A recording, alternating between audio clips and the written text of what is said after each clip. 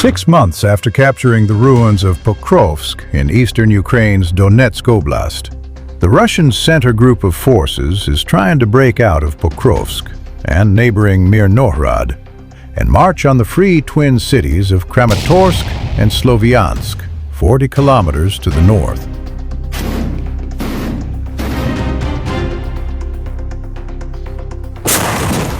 And they've brought in reinforcements to help make it possible.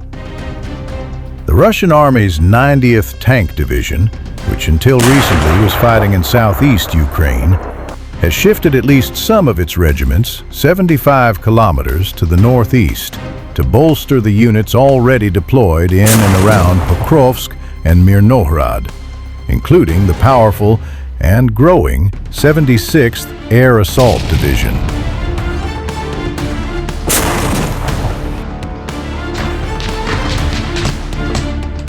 Can Ukrainian troops kill enough Russian troops fast enough to blunt the effect of these reinforcements? The answer to that question will shape the Eastern Front as Russia's wider war on Ukraine grinds into its 51st month.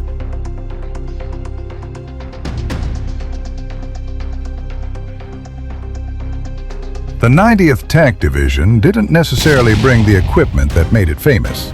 It's tanks. Instead, the division is, like other Russian formation, fighting on foot. Russian assaults around Pokrovsk and Myrnohrad are just infantry, with Ukrainian Marine Corps drone operator Kriegsforscher to form a new analysis group, 2 Marines.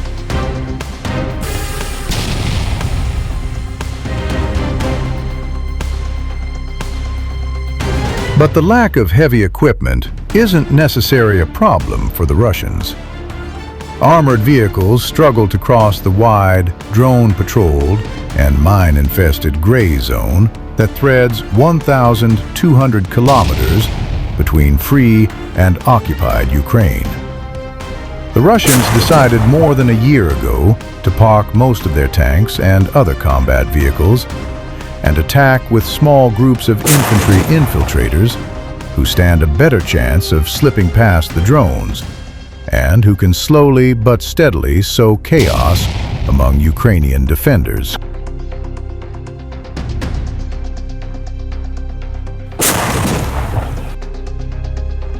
Infiltration was the key to the Russians' conquest of Pokrovsk and Myrnohrad in heady few weeks late last year and early this year. Sneaking into the cities under the cover of thick winter fog, the Russians gradually enveloped the city's Ukrainian garrisons, capturing one city block at a time, while also bringing more firepower to bear on the Ukrainians' supply lines.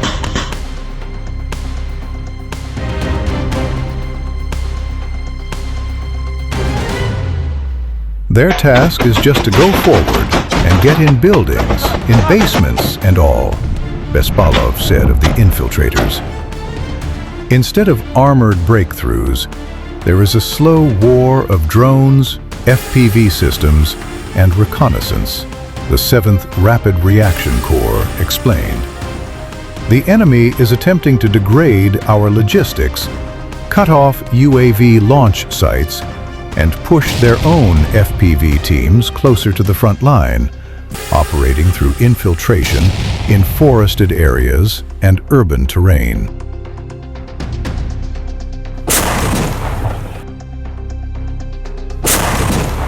If there's any hope for the Ukrainian 7th Rapid Reaction Corps and other formations defending north of Pokrovsk and Myrnohrad, it's that there are fewer buildings for the Russians to occupy now that they've fully occupied Pokrovsk and Myrnohrad, and must cross less built-up terrain in order to reach the next major settlement, Dobropilya, around 20 kilometers north of Pokrovsk.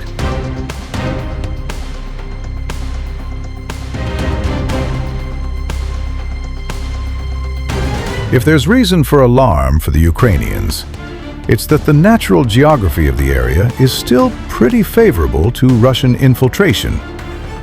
Riverbeds, road networks, and green zones are being used for movement and infiltration, the 7th Rapid Reaction Corps warned.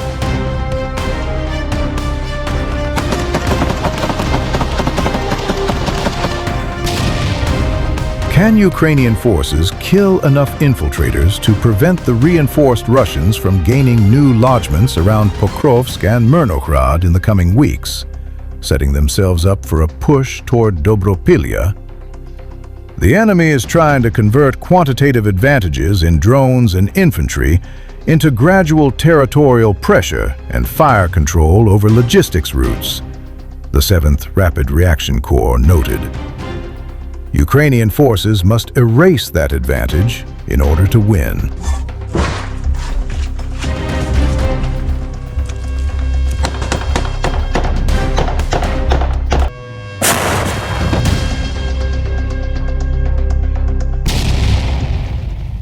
Russians are sending their infiltration groups across the river, threatening a breakthrough that Russian commanders had long sought after.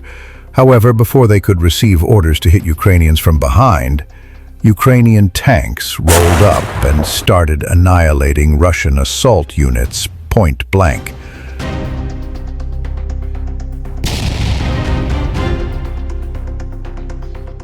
The main Russian goal here is to take control of the town of Liman, as the strategic location will serve as a stepping stone for future operations.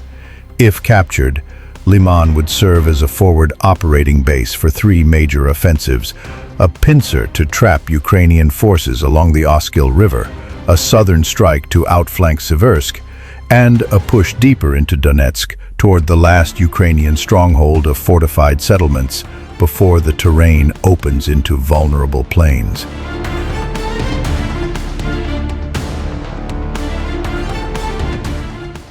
To do any of this, though, Russia first needs to breach Ukrainian positions east of Liman and secure a reliable crossing point over the Zerabets River. As the battles for Torske and Zarichne unfold, Russian forces have advanced on 2 settlements from 3 sides, using small unit infiltration tactics rather than large-scale assaults. Larger attacks have ended in disaster, like a recent 25-strong motorcycle charge near Torske, which was destroyed by artillery and drones.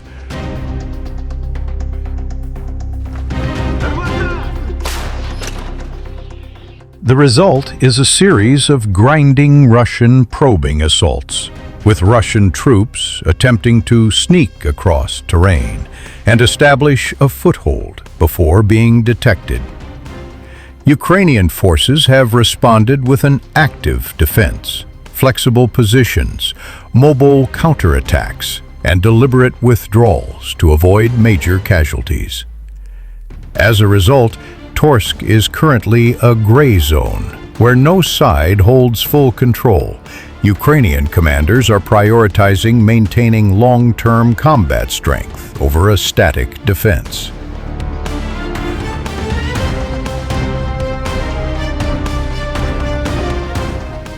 Both sides have key advantages here, as Russian units have managed to establish a stable infiltration corridor through the Serebryansky forest, which allows small detachments to cross into the area around Zarichne with some level of cover.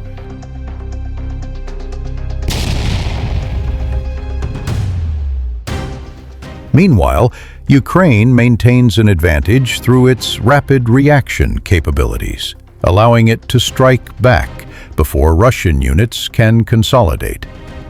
Thermal drones monitor positions, and armored units are held ready for quick strikes once a Russian presence is detected, with Russian drone operators unable to quickly respond and intercept.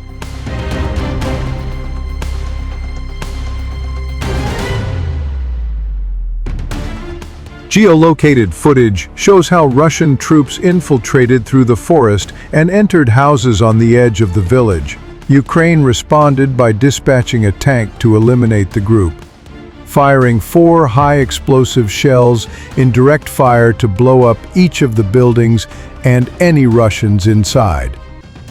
Ukrainian thermal drones monitored the entire exchange, and no follow-up footage was released. suggesting the tank successfully eliminated the entire group.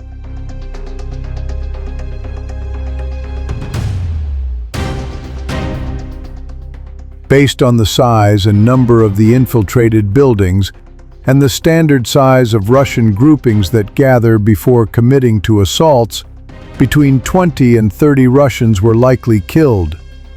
The tactic of rapid armored response under thermal cover is extremely effective, exactly because Russian drone and artillery units do not have enough time to rapidly respond and destroy the tank.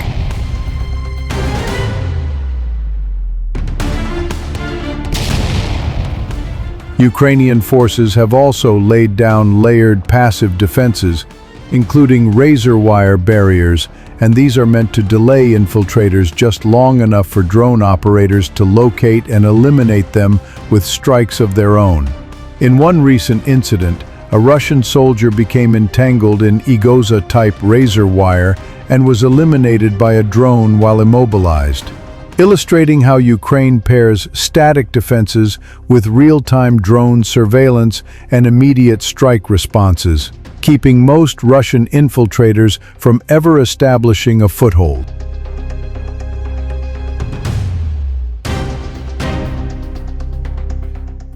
Overall, the battle for Lyman continues to evolve, and Russia's goals are clear: take the city and turn it into a launchpad for a tri-pronged offensive across northern Donetsk. For now, though, Russia is struggling to even cross the Zherebets River in enough force to make a dent. Ukrainian forces are using active defense tactics, armored counters, and thermal drone coverage to keep the front fluid and prevent Russian forces from consolidating gains. As road conditions worsen heading into autumn, Russia's window for launching a full-scale assault